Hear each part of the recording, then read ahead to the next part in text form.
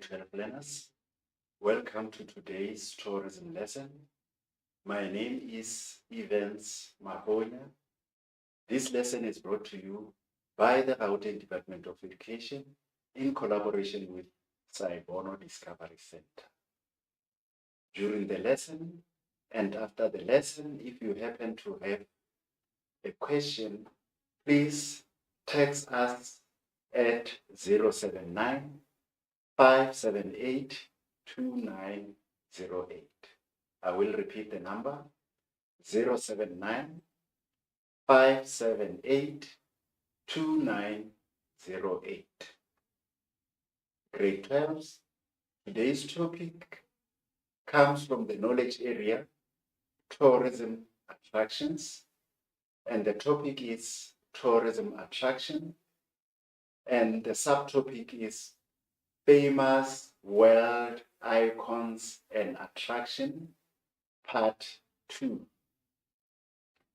Remember, in the last lesson, we were on this topic.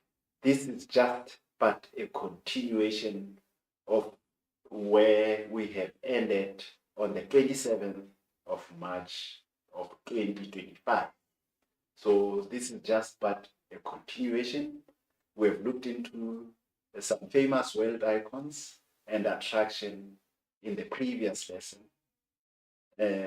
Therefore, we did not finish it.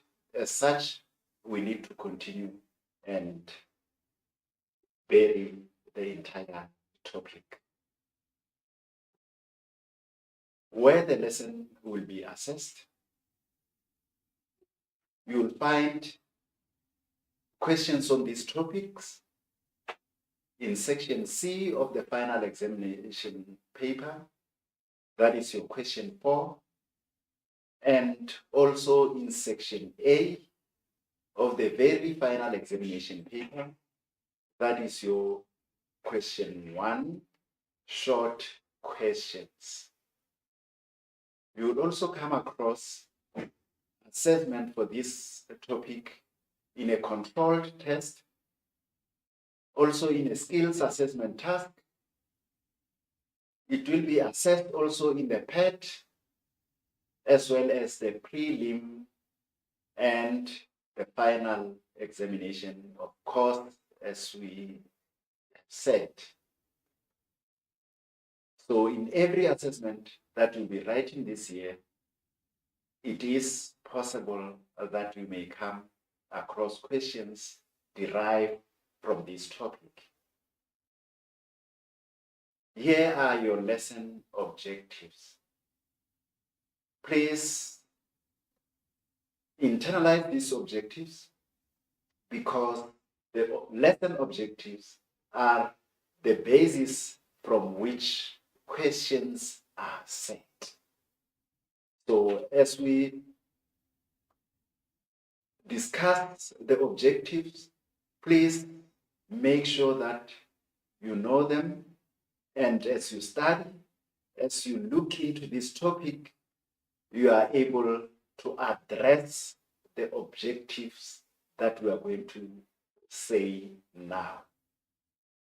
So at the end of the lesson, you should be able to first distinguish between an attraction and an icon.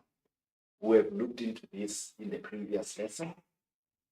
You also need to know and understand how to identify different pictures of icons. So you should know these icons by name, as well as the different pictures that represent these icons. So the picture is equally important, because by picture alone, you are able to identify the icon under discussion. The next objective, you must be able to identify the location of icons in respect of the city from which it comes, or the city from which it's situated, the country, as well as the continent. So these are the things that you need to know in terms of location.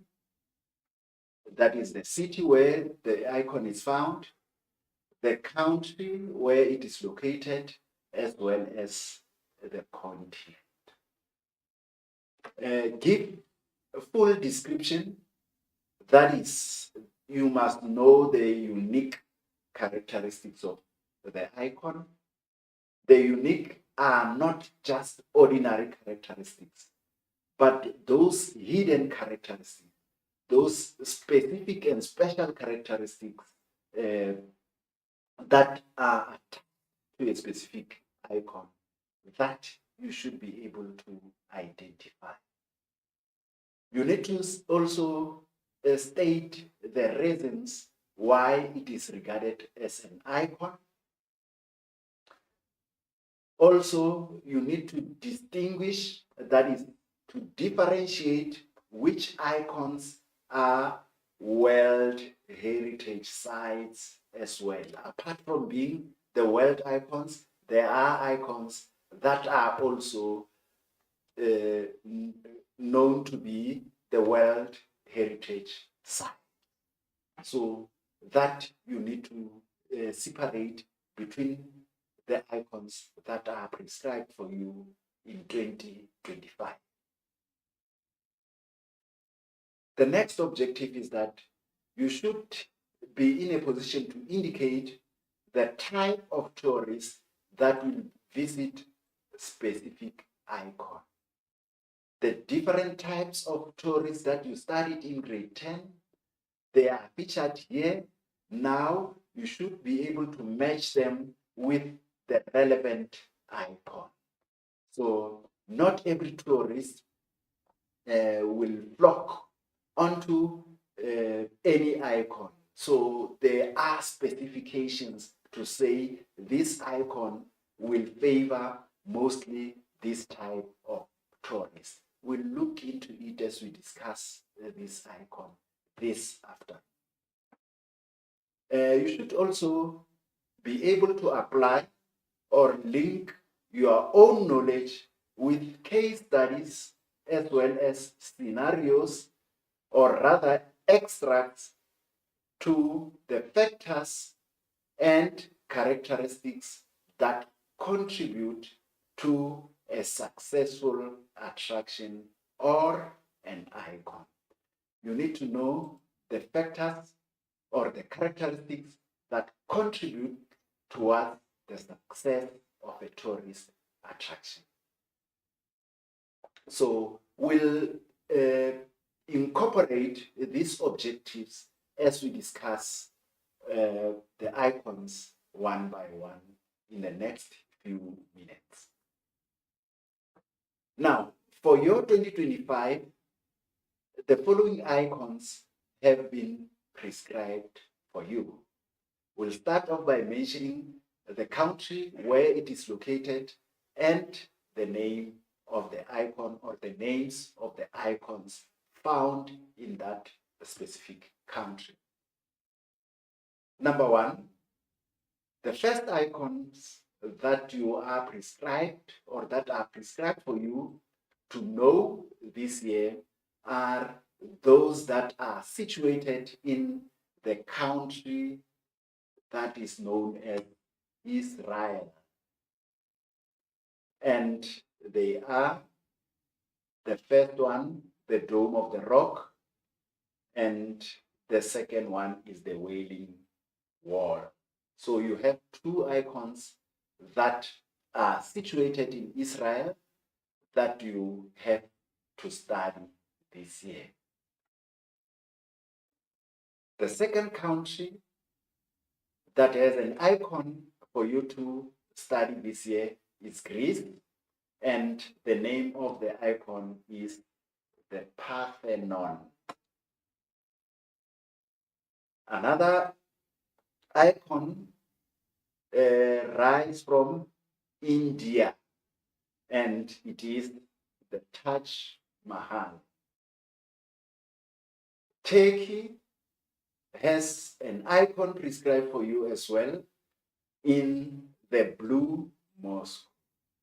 So as you can listen to me carefully, when I mentioned the first icon, there was no article there. There is no the dome of the rock. It is only dome of the rock as it's transcribed here.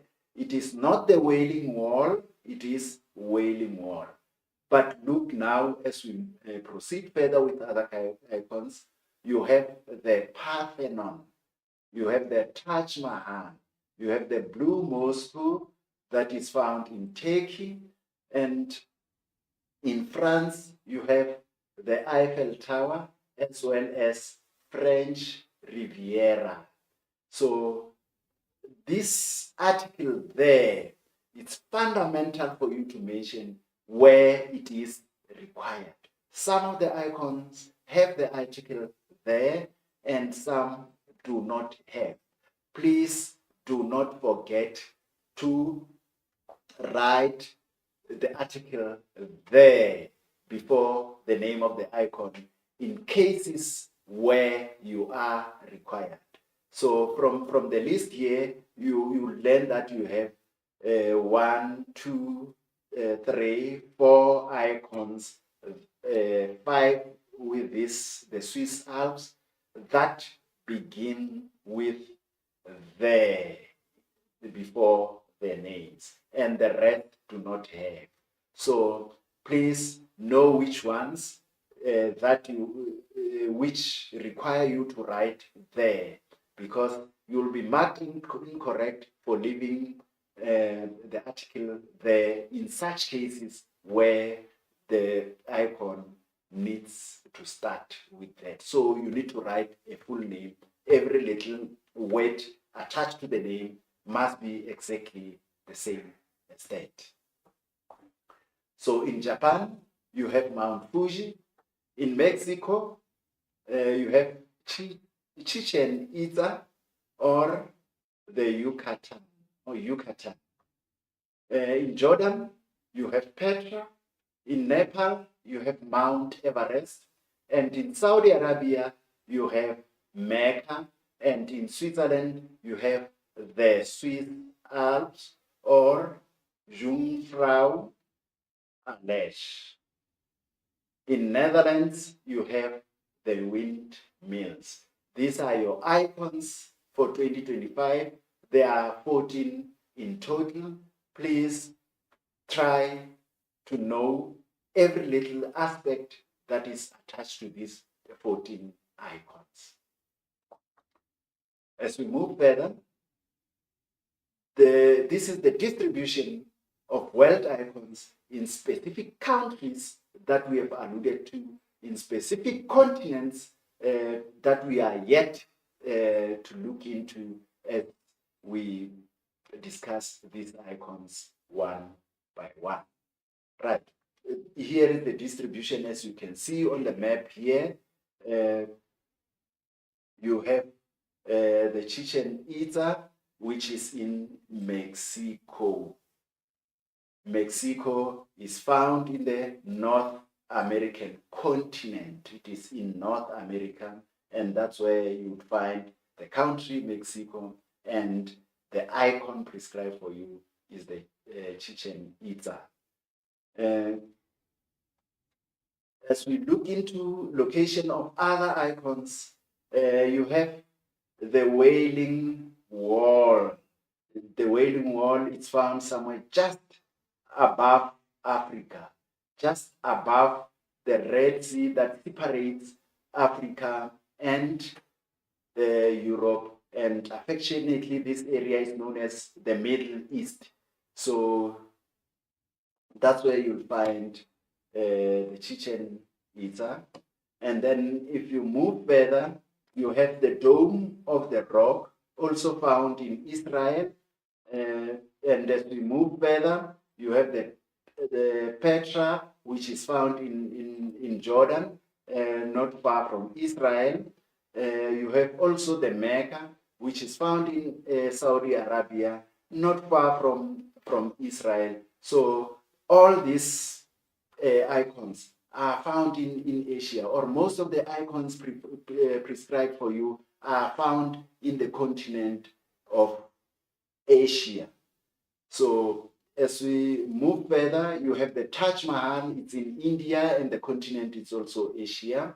You have Mount Everest in Nepal, also the name of the continent is Asia.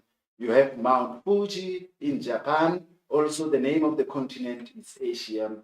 And then you have the Blue Mosque in Turkey, and the name of the continent is Europe.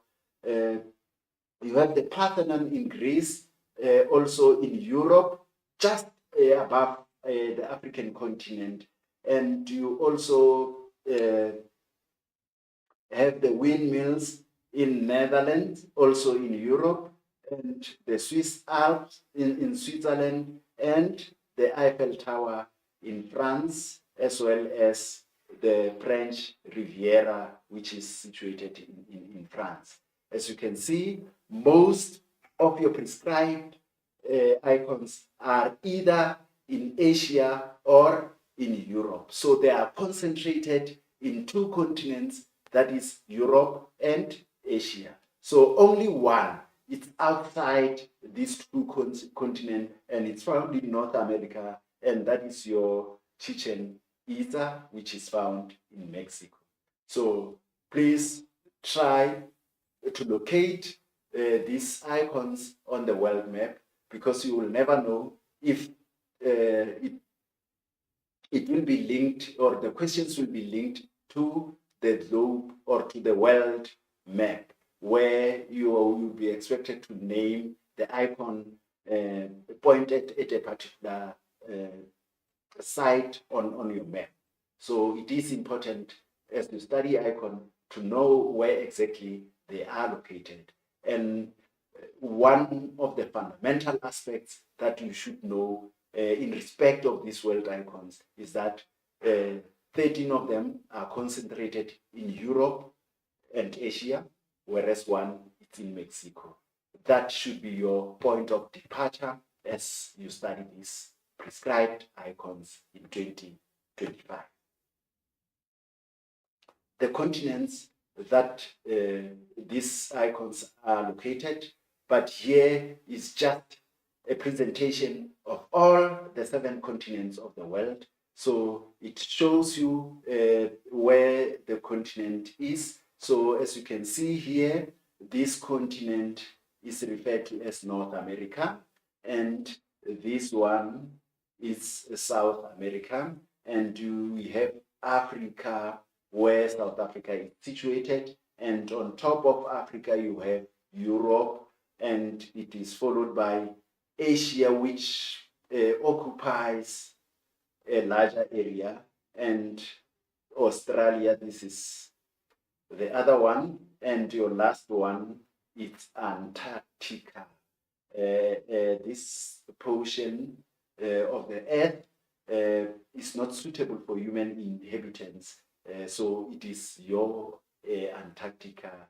The large and part of it is covered by either water or ice, so it's not relevant for human to inhabit such an area. So basically, you have your 6 continents, and this one is the 6th continent that we have. So you'll know for a fact that in every respect, when dealing with icons, you'll be focusing on these areas that are have people occupying it. So we have some icons either located here, many of them are located here, and many more are located here, and we have only one here in Mexico, which is your North America. We have nothing in Africa, we have nothing in Australia. So predominantly your icons are situated in 2 continents, and only one is situated in North America, and we have nothing from South America. So you have only 3 continents to study and 14 icons to study, as indicated earlier. So you have only 14 distributed over 3 continents. However, North America has only 1. This is tips for you on how to study for icons. So what you need to look for, what information you need to surely know when you study the icons is that you need to know the full name of the icon, and it must be correctly spelled. So you need to know the full name of the icon. I've indicated that there are some icon which begins with the word there. So know which one starts with there and spell the rest of the icon correctly, and then you'll be given full credits if you are asked to give the name of the icon. You should also know the country in which the icon is located. You also have to know the city or the town, or rather the area where it is situated and its location. You should be able to point to its location on the world map. You also need to establish or to distinguish them as to whether they are natural or man-made icons or attractions. So this is some of the information you should know. Other than that, you should know the outstanding characteristics. So with outstanding, we spoke of the unique characteristics, the unique characteristics, the unique features that you would know these icons about. And you should also be in a position to know the reason why it is an icon, or you should be able to know the relevant information pertaining to the history of this icon. You should be able to know how it looks and a brief description of the picture. You'll see how we address all these important aspects of the icon as we discuss them one by one. Yes, we have done so before. Please, this apply to the lesson that we had previously, or that the lesson that preceded this one. That is the lesson we had on the 27th of March this year. Right. As we move further, there are 2 important logos that are we normally associate with the icon. The first one is the UNESCO logo.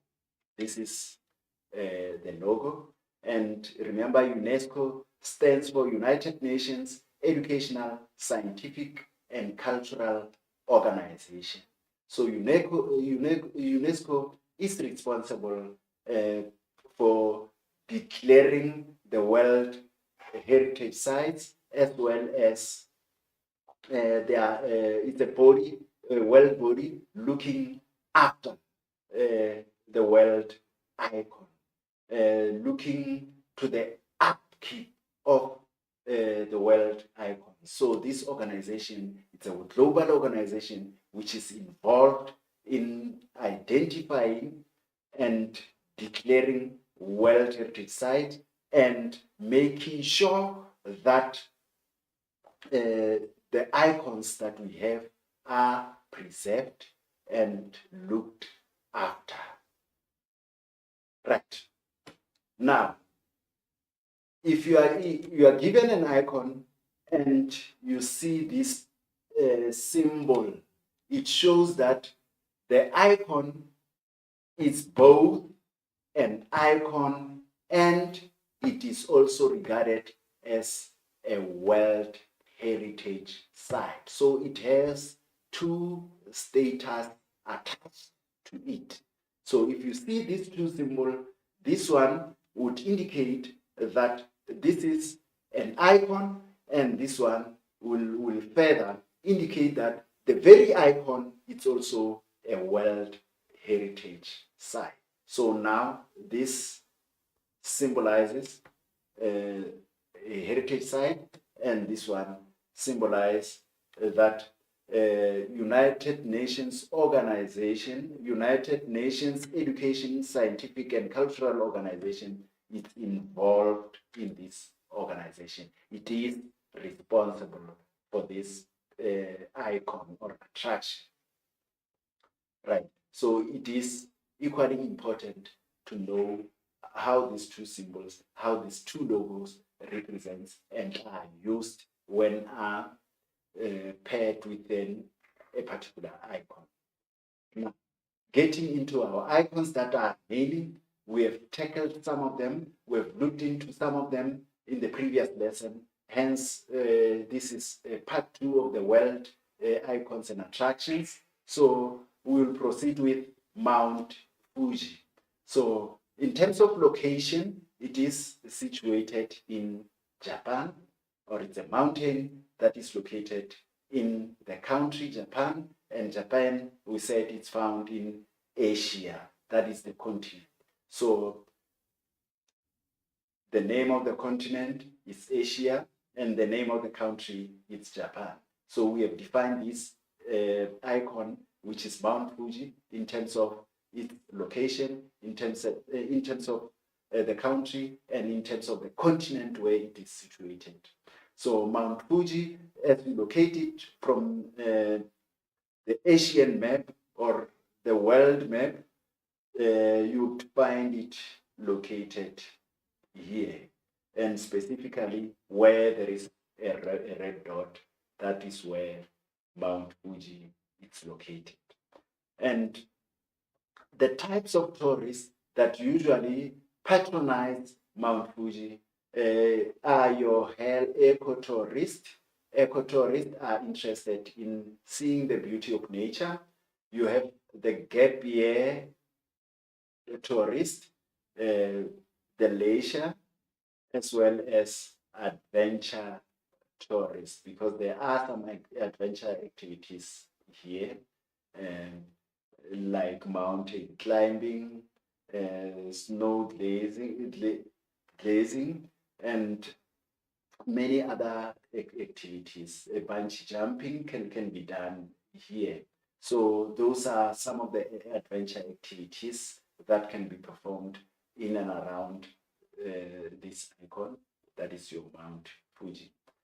The reason why it is an icon, it is of essence also to know the reason why Mount Fuji has become an icon.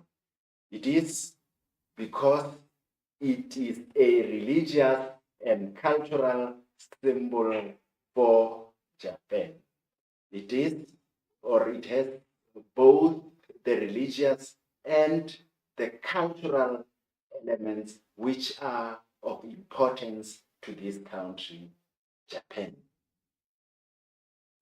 The description, if we further describe it, it is an active volcano. It is a mountain formed from volcano with symmetrical cones, with layers of cones representing this eruption. So different eruptions has happened, and they are responsible for this so many cones or layers of cones that are seen from Mount Fuji.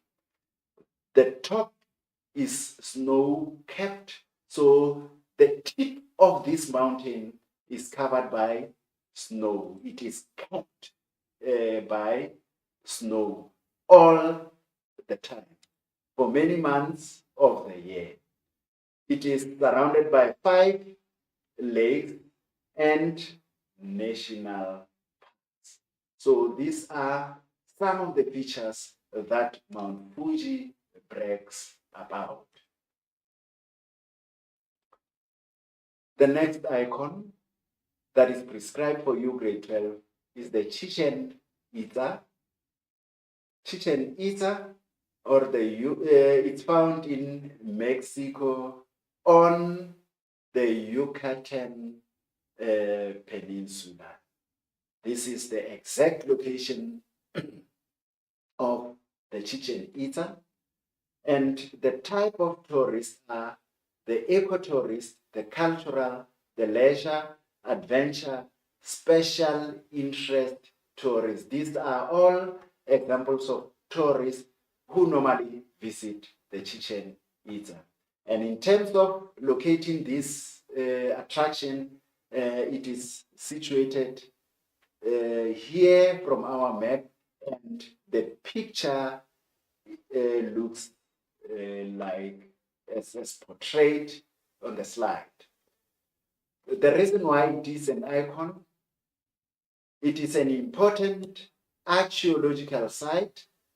This site is for research of either some of the processes, natural or man-made processes that happened many years ago. And people make a research and try to find how some of the things have came into existence. And so those archaeological characteristics, those archaeological features are found in this icon.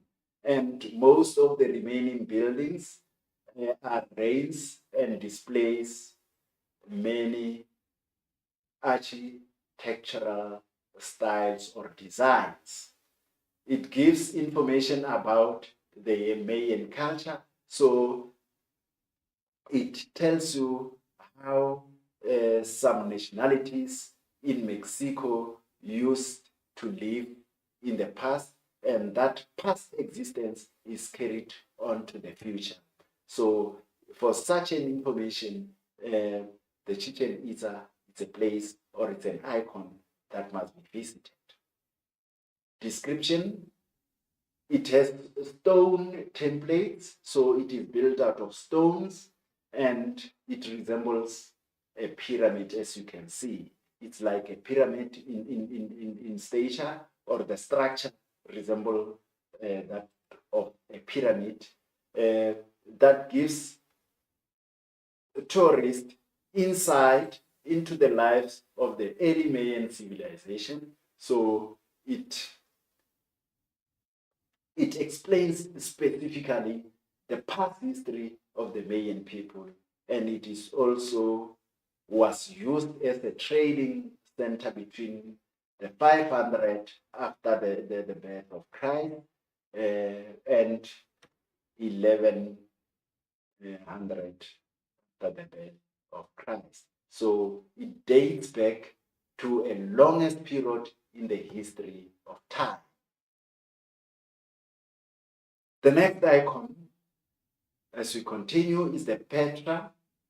Petra is situated in Jordan. Jordan is found here on the map, and the exact position is indicated here in red, and the continent is Asia. Now, with Jordan, as you can see, you have the UNESCO emblem or the UNESCO logo, which indicates that this is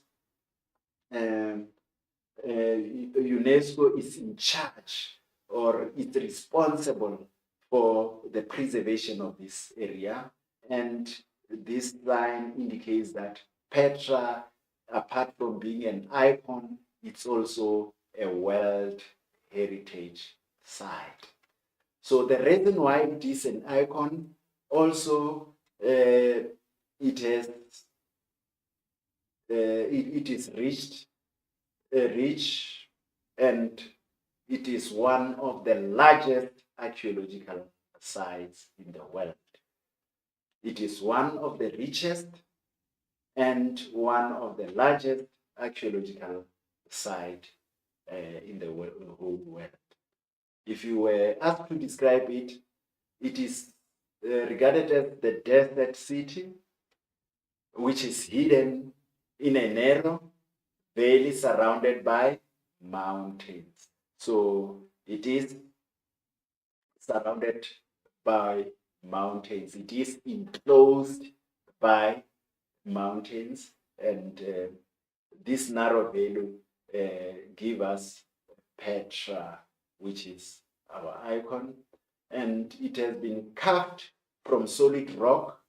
This makes it one of the most spectacular ancient cities in the world. So it is one of the amazing, one of its own kind in the history of cities around the world. So that makes it unique, and for being so unique, then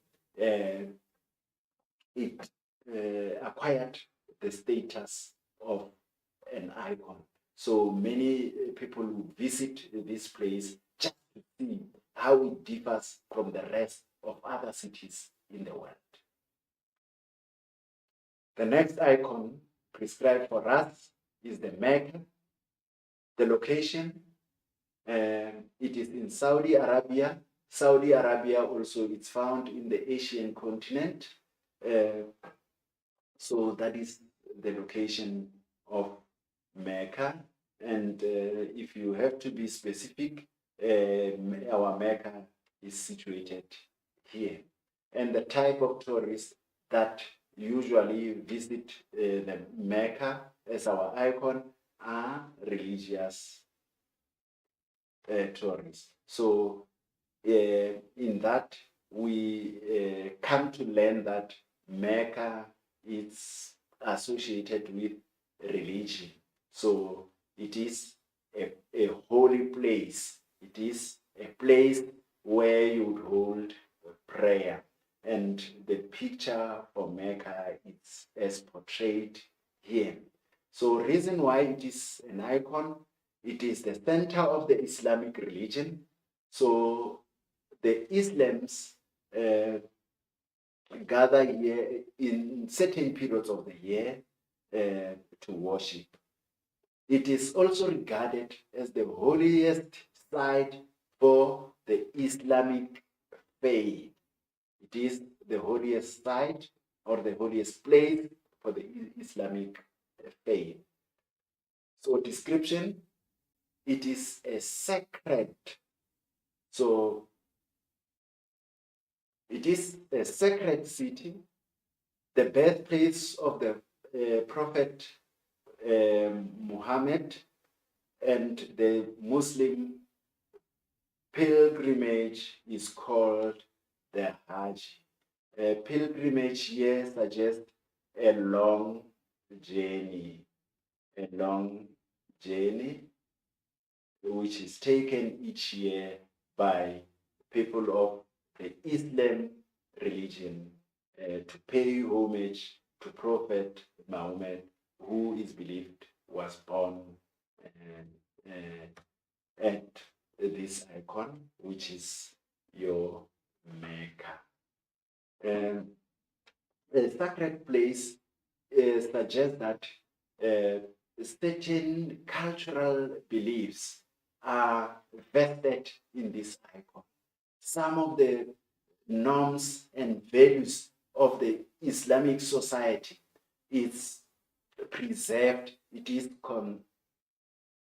conserved in this area. So if you want to know more about this religion, that's where you'd find the original Islamic faith, the original Islamic practices which are being protected here. So sacred here suggests that the area has been preserved, has been made to protect this type of religion. The Swiss Alps is one of the icons prescribed for you in 2025. And in terms of location, it is situated in Switzerland, and Switzerland is found in the continent Europe. So it is one of the European countries, and it gave birth to the Swiss Alps. So the types of tourists that are associated with this icon are adventure tourists and leisure tourists. So these are the types of tourists that visit these mountain ranges. Now, in terms of the status, uh, the Swiss Alps has acquired both a status of being an icon and being a World Heritage Site. As you can see, both the two logos appear next to this icon. And Switzerland, of course, as we said, it's in Europe. Here is the location of the country, and the Swiss Alps refers to the mountains ranges that are found in this part of the world.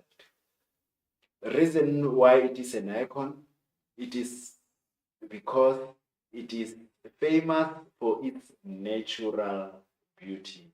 As you can see from the picture here, it portrays some beautiful elements that entice most of the tourists. And the tourists, we said, are adventure tourists and leisure tourists can be seen to be visiting this attraction.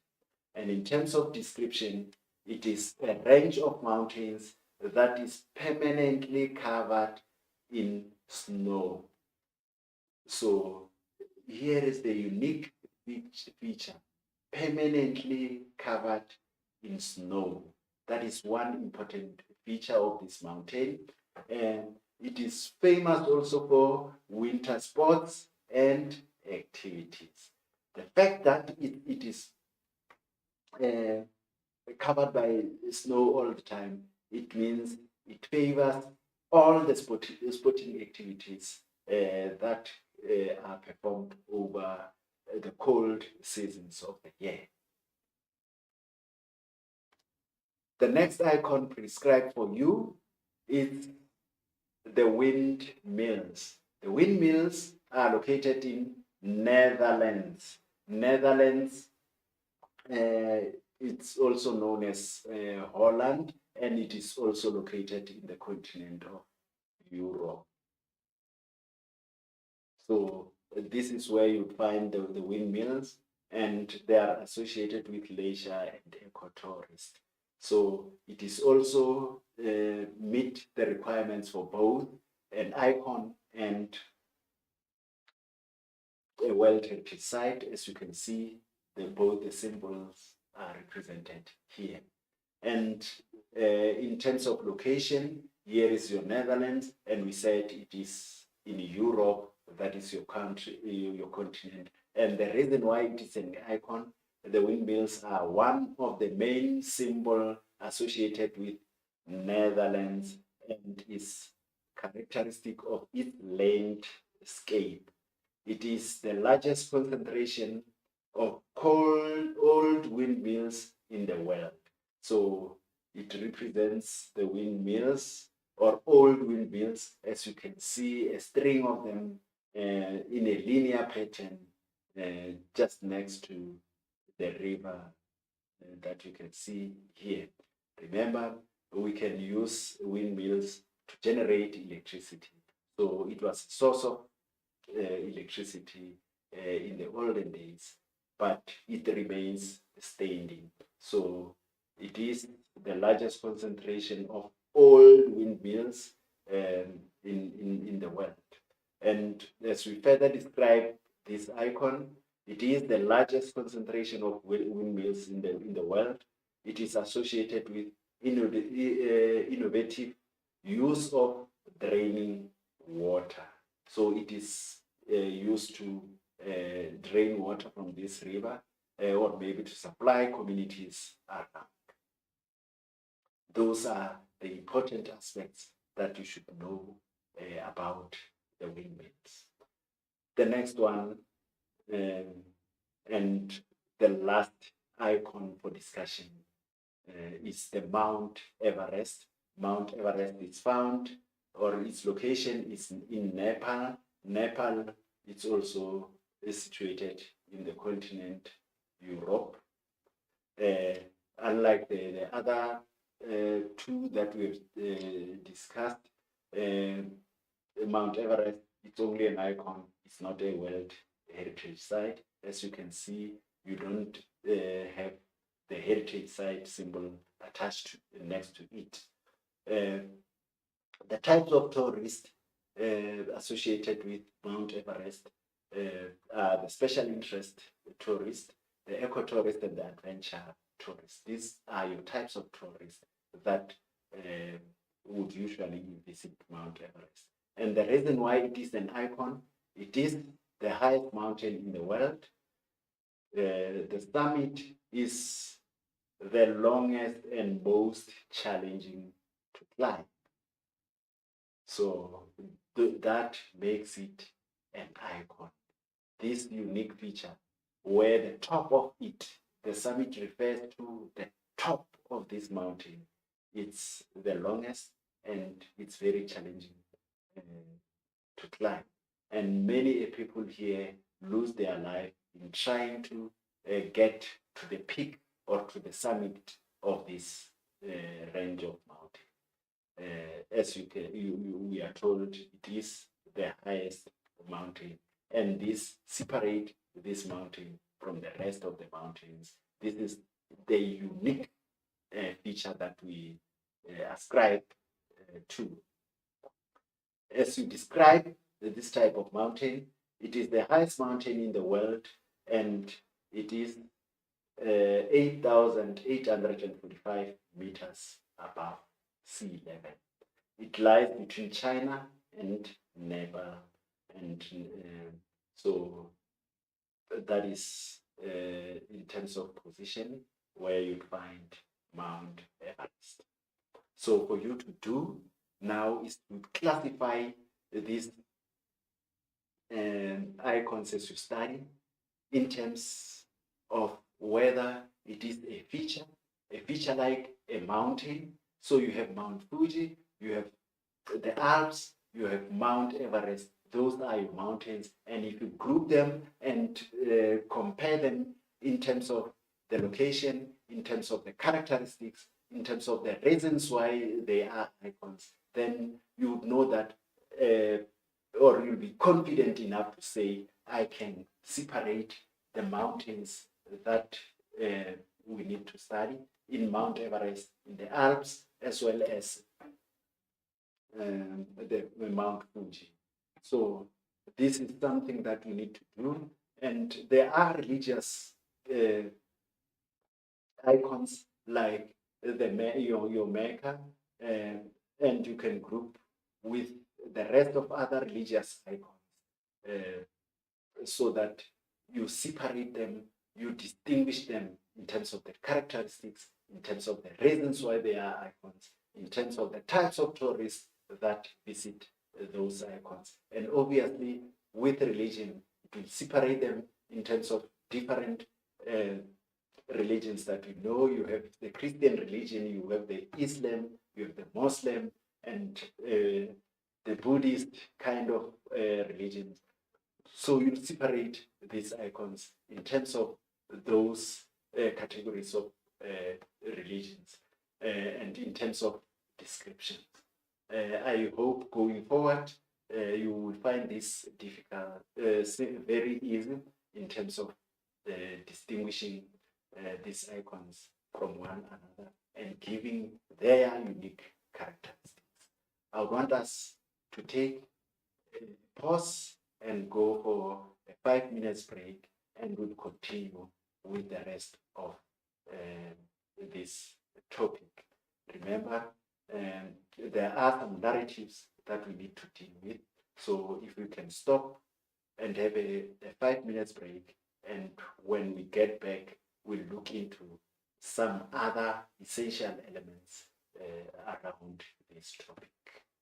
If we can take that break.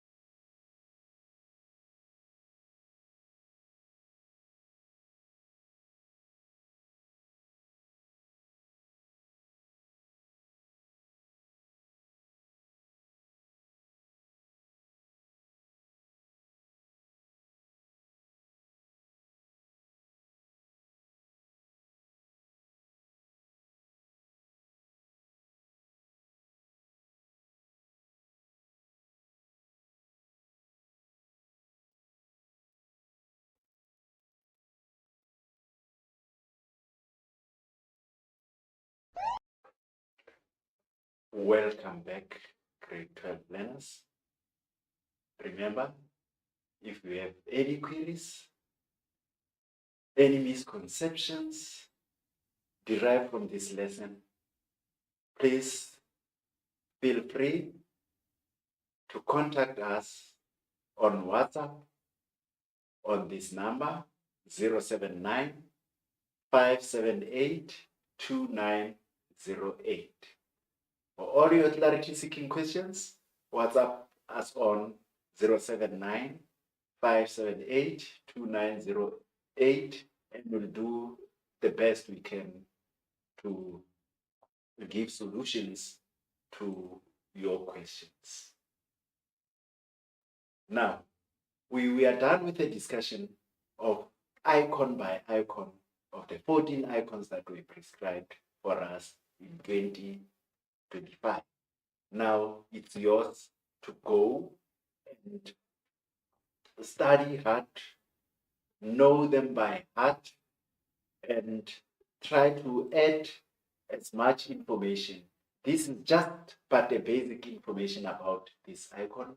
You can dig for more information as you study that best describes the icons that are prescribed for us in 2024.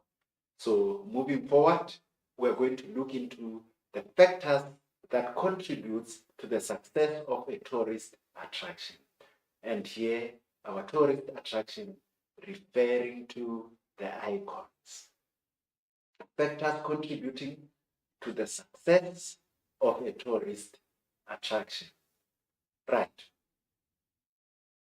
The first factor that contributes toward the success is related to the excellent marketing of tourism products locally and internationally. So the first contributing factor is that of excellent marketing of tourism products. And the tourism products that we are referring to here is an icon and all the activities around that icon. So if it is well marketed both to the local communities as well as to the international community, that makes the attraction to be to become successful.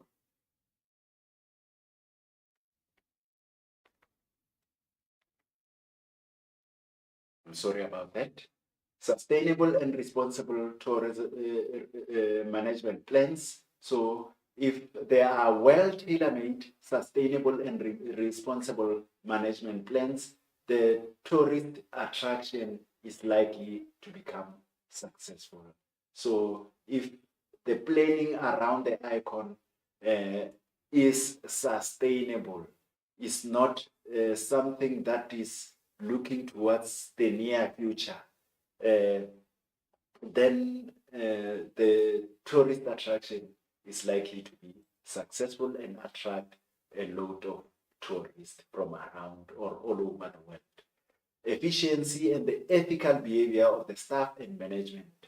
So remember, in tourism, we sell a product or a service to a tourist. So the ethical behavior, the conduct of the staff and management. So if it's efficient enough, then it is likely to attract a lot of tourists and make the icon or the tourist attraction a successful one. The positive experience of visitors, if visitors enjoy what they see, if they have a pleasant time during their visit, they are likely to come back and recommend their experience to other people who are yet to visit the tourist attraction. And that makes the tourist attraction to be a successful one. Safety and crime prevention.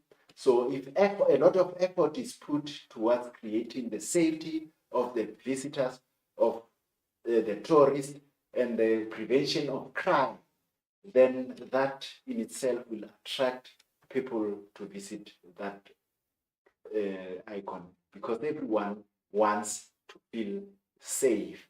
Everyone considers safety as a first priority. So if they are guaranteed of safety and they can see that efforts are made to prevent crime, then they are likely to come in numbers to that attraction. And that in itself makes the attraction well known and successful.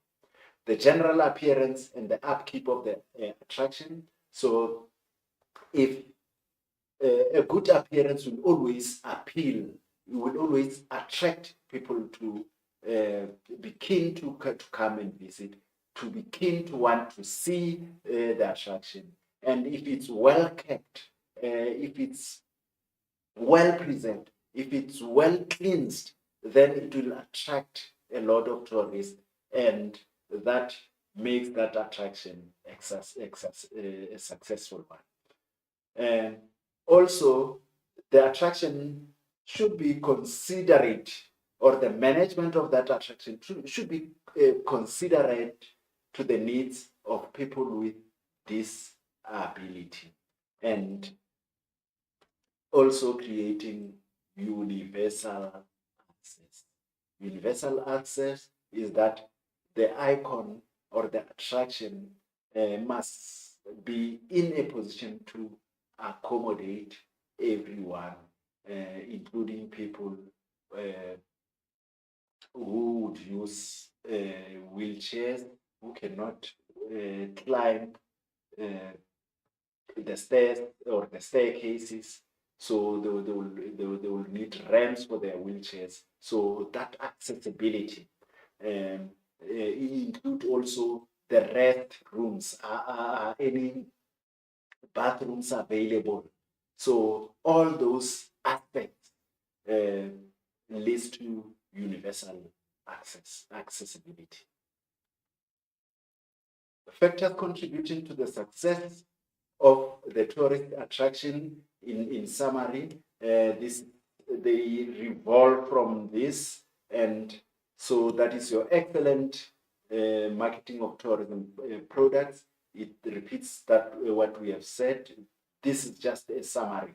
Sustainable and responsible management plans, if they are available, the positive experience of visitors, the safety and crime prevention, the efficiency and ethical behavior of staff and management, the general appearance and upkeep of the attraction, considering the needs of people with disabilities and universal aspect. Those are your factors, and they are summarized in this chart or diagram, as you can see. So it's for you to quickly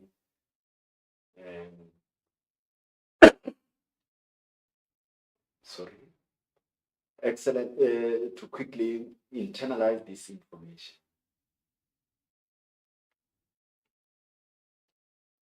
Factors contributing to the success of an attraction can be also portrayed in this manner, where you will give a factor and elaborate on it on the other side of the table. So let's look into a couple of these factors and see how much flesh we can add to it in trying to make it simple and understandable. We spoke of excellent marketing of tourism products locally and internationally as one of the factors. And in explaining such a concept, one would say the attraction will be successful if they use excellent marketing strategies to attract tourists. Example for local and international market include user-friendly website. So a website that is easy and accessible to people. Advertise discount packages for off-season specials. Offer value for money. So it means people who are working on this in this attraction must go an extra mile in providing excellent services. The special marketing trips for travel journalists, social media platforms to inform people about their icon, and not South Africa in particular. So this is what is meant by excellent marketing of tourism product locally and internationally. As you look into another factor, that of sustainable and responsible management plans. So if we implement systems that are sustainable and the plans that are responsible, then we are likely to experience a high volume of tourists in that attraction.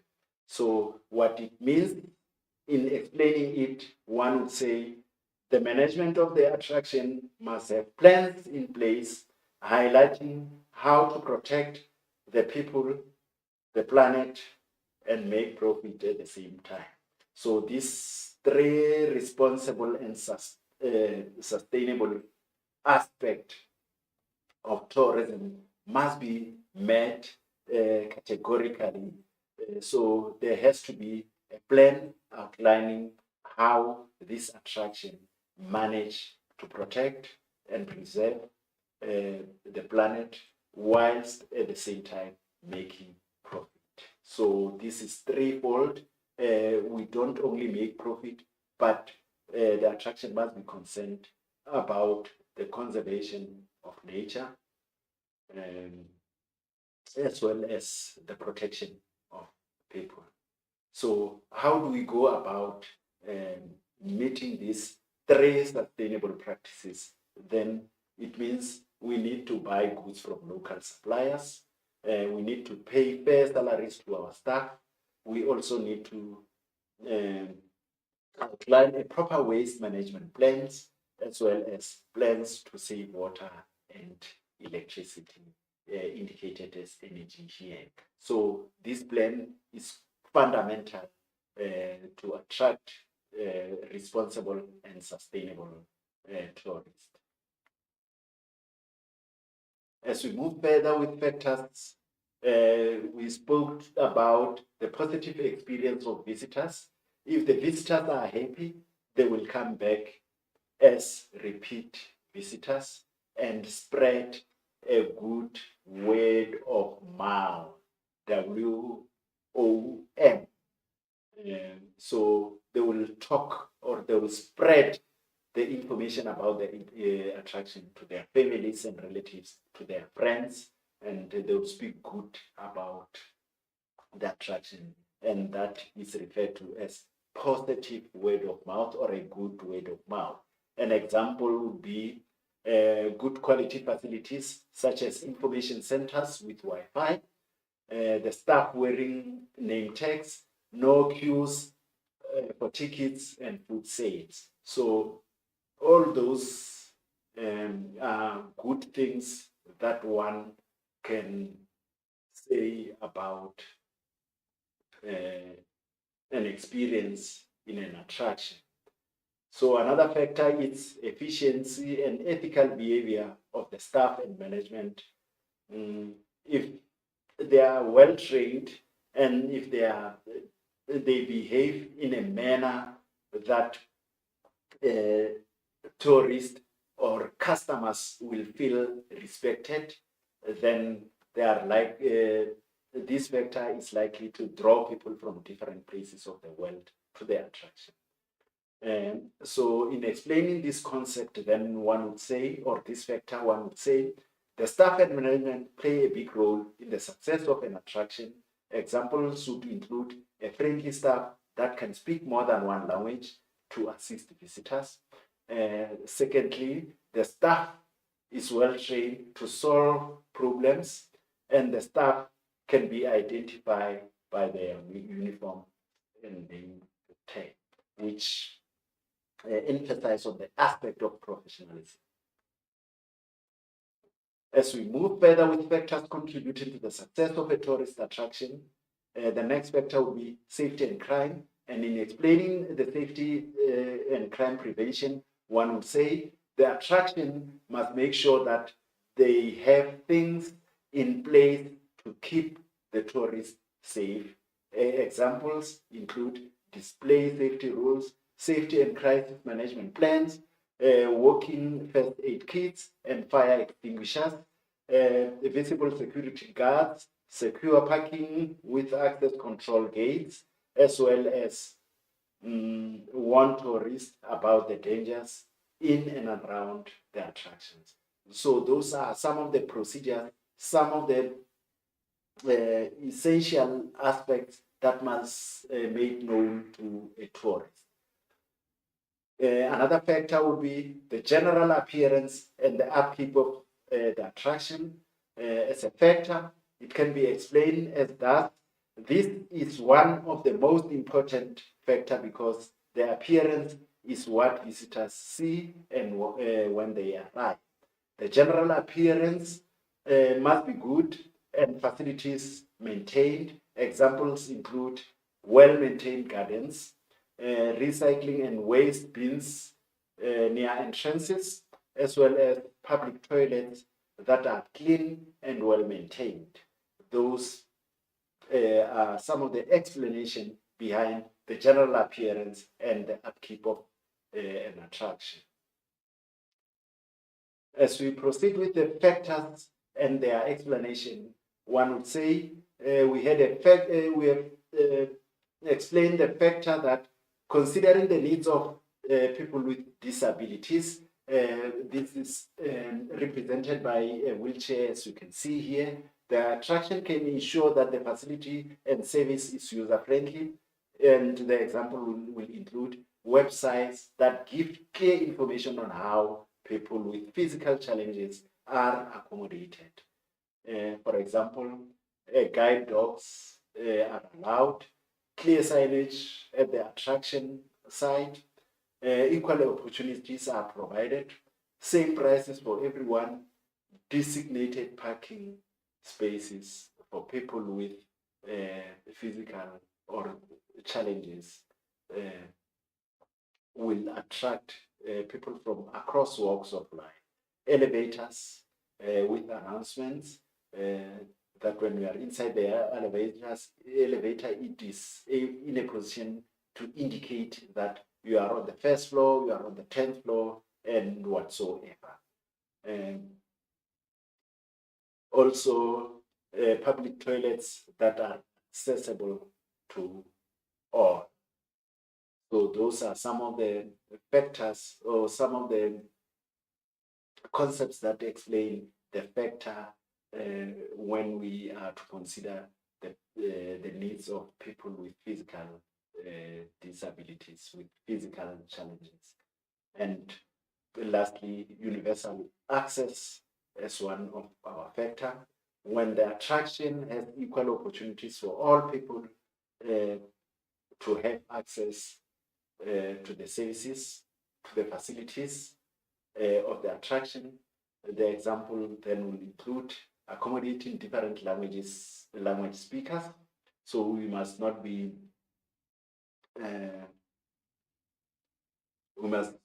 only giving attention to people speaking a particular language. We need to be multilingual, or we need to appoint staff that know many different languages, because it is meant for people all over the world to visit. Respecting the staff, no discrimination against any religion, race, or gender, and the family and pensioner discounts. Those are some of the aspects that explains universal access. Let's now switch over to the characteristics of a successful tourist attraction. The actual number of visitors must exceed the target number of visitors. So to come to a conclusion that this is a successful tourist attraction, or this is a successful icon or world icon, the number of visitors must go beyond the number that was targeted, must be above the number that we targeted. say maybe we wanted 1,000 or we expected 1,000 visitors a day, and we receive 1,002, 1,005 a day, then that number exceed our target by 200 or 500 respectively. So that tells us that the icon or the attraction is very successful, because what the number that we expected has been bypassed, has been exceeded. So that makes the tourist attraction a successful one. As we move further, repeat visit.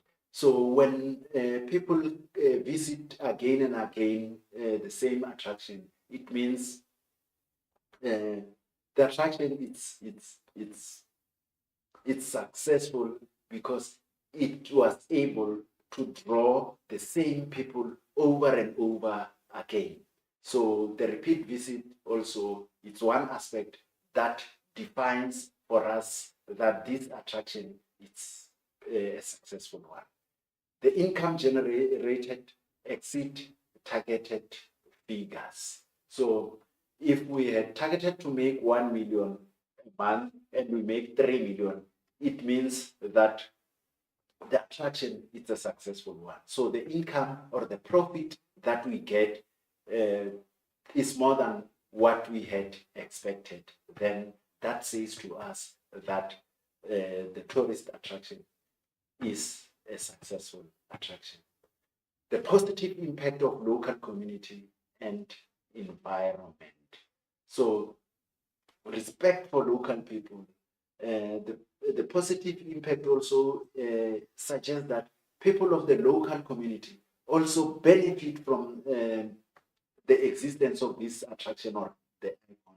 If they benefit and if the environment is taken care of, then that in itself makes a tourist attraction a successful one. And these are the attributes, these are the characteristics that defines a successful tourist attraction.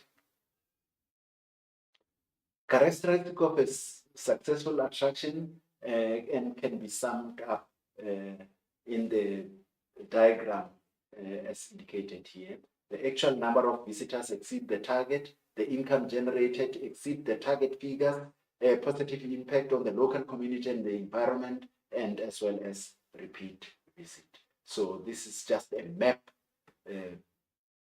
or a mind map you can use to internalize the information that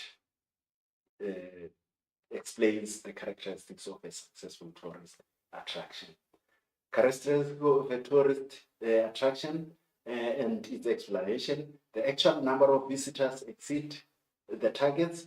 This indicates that, or in explaining this, one can say the attraction can exceed their target numbers when they set realistic goals and know their target market.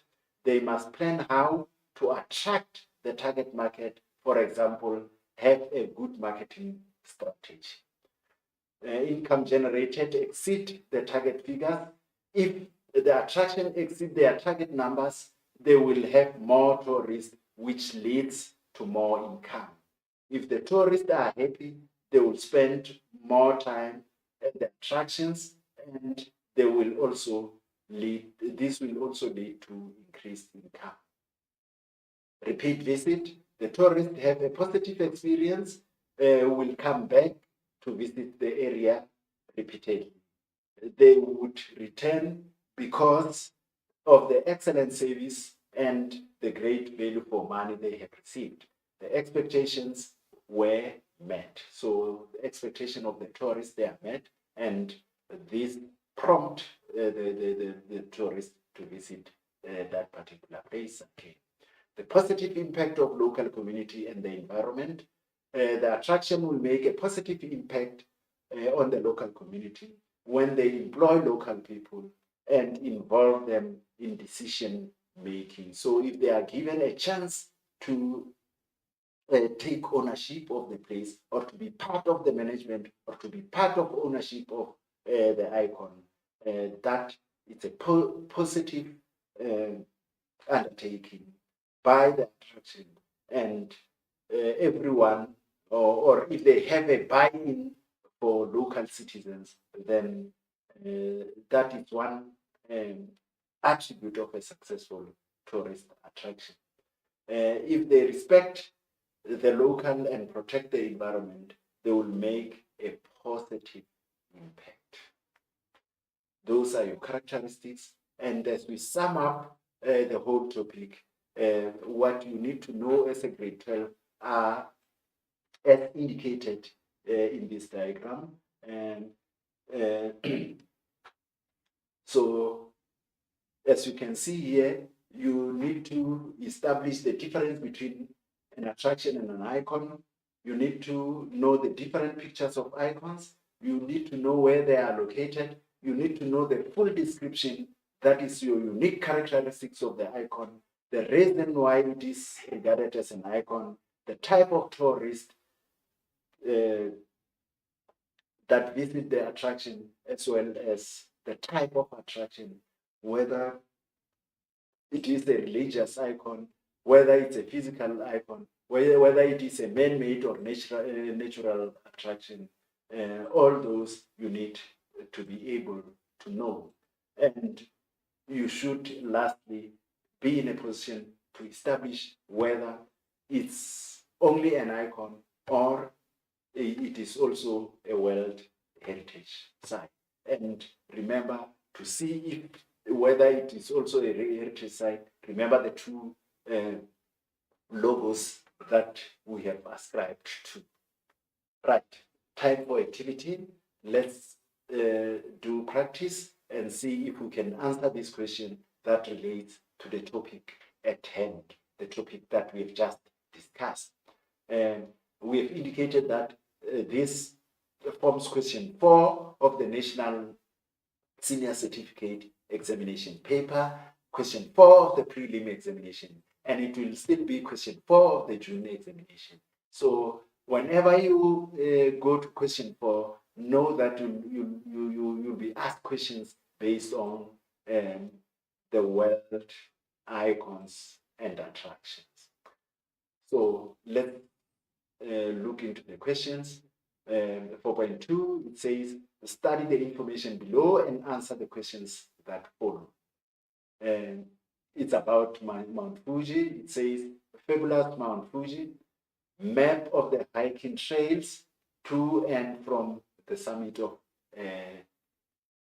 Mount Fuji. As you can see, it portrays pictures of people going up the hill and this one going down. So this one is moving up, and there are lodges on the way and several other attractions, and it shows that universal access where there are parking lots. As you can see,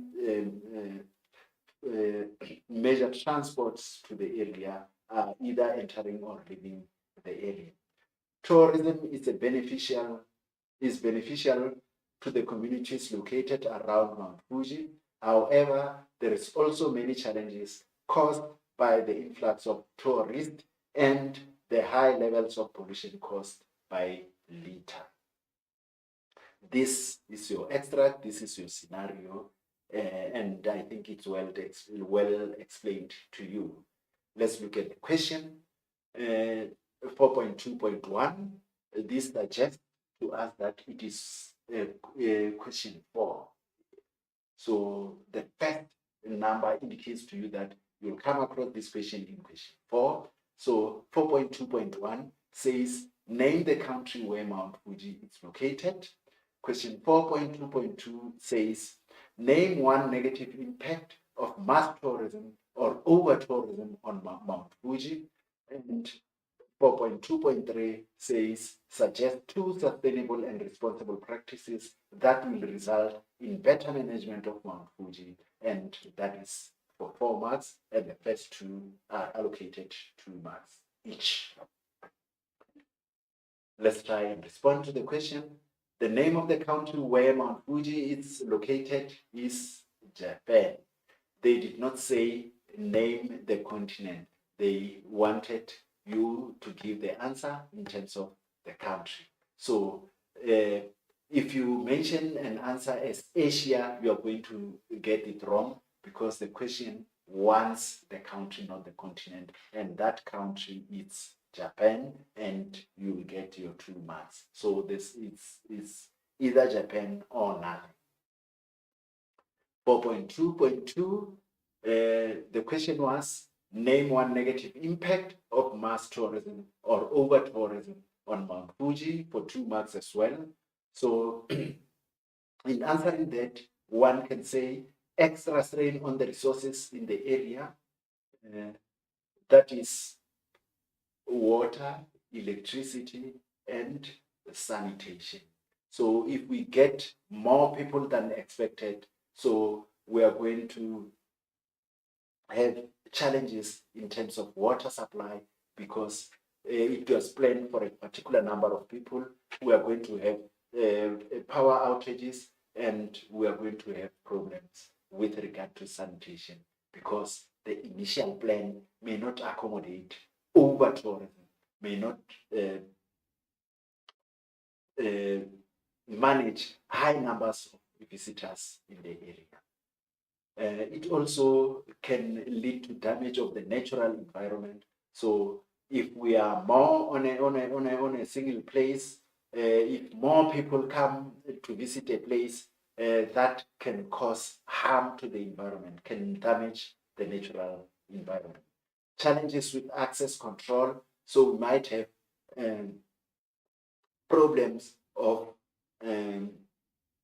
controlling our gates if people come in large numbers. Challenges with management of visitors. So you may not manage a whole crowd because of the resources that you have. You may find that they were equal to the projected number of visitors. Increased level of pollution. So where there are many people, obviously, littering becomes one of the problems. So those are your answers, and it was allocated 2 marks. The last question, 4.2.3, says, suggest 2 sustainable and responsible practices that will result in better management of Mount Fuji. And availing litter bins along the hiking trails is one of the measures to sustainable and or to sustain the area and ensure that visitors act in a responsible way. Hiking trails are well demarcated and marked. So there should be clear cut demarcation that this is the hiking route, and people should not deviate from the route and take shortcuts that will cause harm to the environment. Clear signage of where hikers may go. So if the signs and symbols are clear for everyone, then visitors will follow the signage. Educational presentation of the natural resources, plants and animals that visitors will see. So those presentations to educate people are fundamental and crucial for the visitors. Educational presentation on how to preserve nature and importance of conservation. So all those lessons will help in the promotion of sustainable and responsible practices in the area. Encourage climbers to use the routes out of season to reduce negative impact of too many visitors. Charging entrance fee to control crowds also will limit or will help in promoting sustainable and responsible practices. Restriction on the number of cars entering the area. So if we put a limit to the number of vehicles entering the area, also that will encourage, will promote sustainable and responsible practices.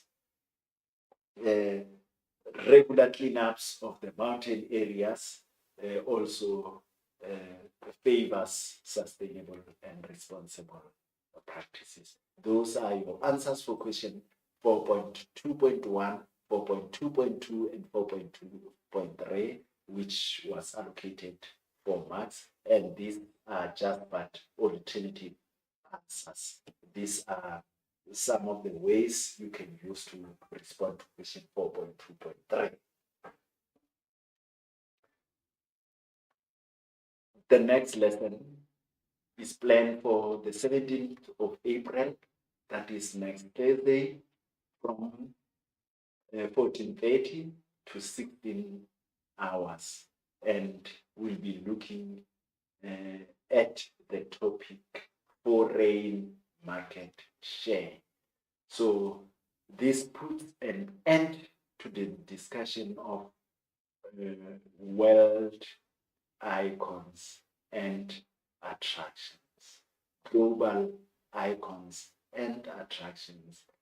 We've come to an end of discussions, and whatever we have discussed are the points that we need to consider going forward. With that, the grade 12 learners, let's call it a day, and till we meet in the next lesson, which is planned for next week, the 17th of April, and we'll be looking at foreign market share. With that said, grade 12 learners, goodbye, and thank you so much for being an audience during this lesson.